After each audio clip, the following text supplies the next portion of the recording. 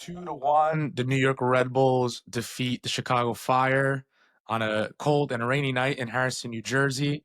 This is the post-match analysis. I'm here with the lads who were at the game. Carlos, John, how was it? Go ahead, John. I thought it was one of the better games that Red Bull has played this year, and one of the better games that we've watched, honestly, in terms of just defensive shape, defensive responsibility, and kind of their ability to control the game and dominate, especially at home. So I thought that was good defensively. I thought going forward, they created some chances. They kept to their same personnel in terms of high pressing, trying to make it difficult the first like 15, 20 minutes, and then slowly transitioning out of that the 20 to 25 minutes. But as we saw last home game that we were at, or that I was at, they kind of like lost quality when they did that, right? They didn't know what to do after that high intensity period. But I thought against Chicago, they were able to control the match and control different spurs of that match when they didn't have that full blown press and that full blown intensity. So I thought it was overall a very good match from the Red Bull.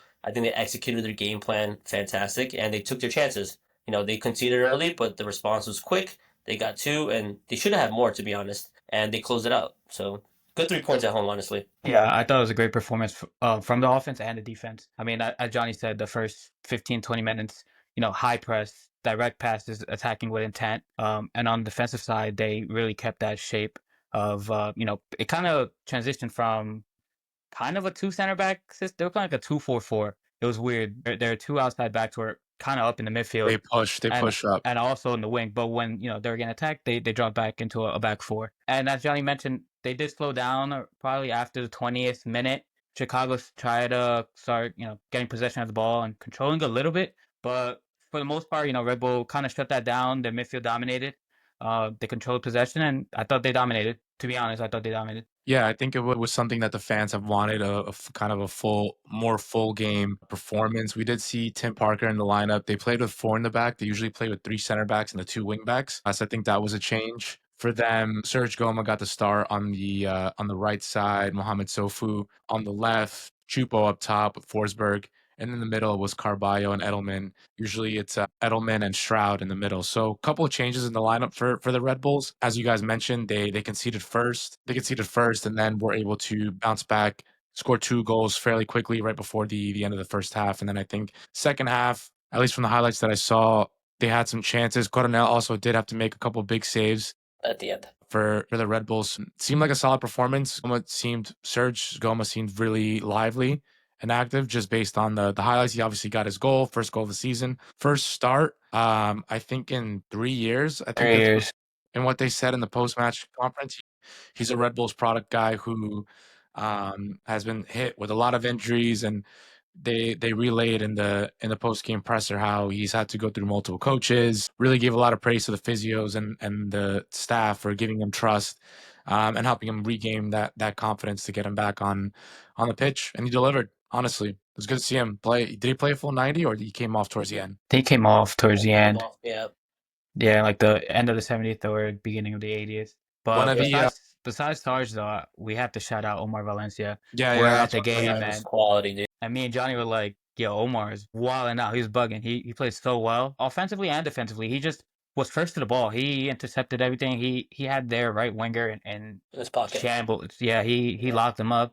He couldn't do anything. And I thought he played fantastic. And I think after the game, he was also named man of the match. Nice. Yeah. So He was our favorite player. I think like you said, they played with a 4-back. Well, they introduced it as a 3-back, but it was it looked like a 4-3-3, right? When they were in possession, the two center backs were like wide, and the two wing backs would go high. So like Dylan and Omar I thought the wing play was fantastic.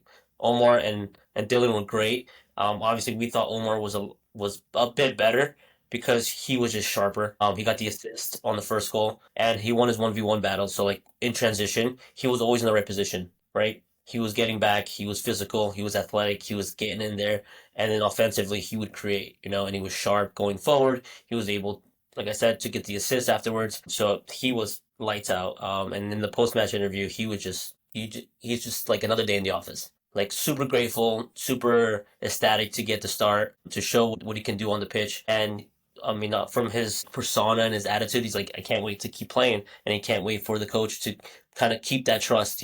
So Mhm. I mean, he's a young player, right? he's like 20. He's a young player, but there's a lot of young talent on the roster, and it's good to see that they not only did they get the start, but they got the win too, right? And very impactful. Omar Valencia, man of the match. Serge Goma with the assist. You know, Sofu always being lively. I mean, great to see the young players make an impact. And it seemed like the coach Sandro is giving the young players time to not only shine, but in tricky situations, right? Chicago was, you know, one of the better teams in the Eastern Conference. It was a home game that Red Bulls are now still undefeated at home. I think 3 wins and 1 tie at home so far. And yeah, I mean, not an easy game for them, and they delivered. So good to see the boys pull out the 3 points. Good to see Tim Parker back in the lineup as well. Tim Parker's a guy who obviously has played for the Red Bulls. In his first stint, was part of a very good Red Bulls team. To see him locking it up and being able to contribute, I think is a good sign. Is a good sign for the Red Bulls because they'll definitely need all hands on deck. And Tim Parker's a veteran guy who can deliver, but also can lead. Because again, there are a lot of young guys, right? So to have a good veteran,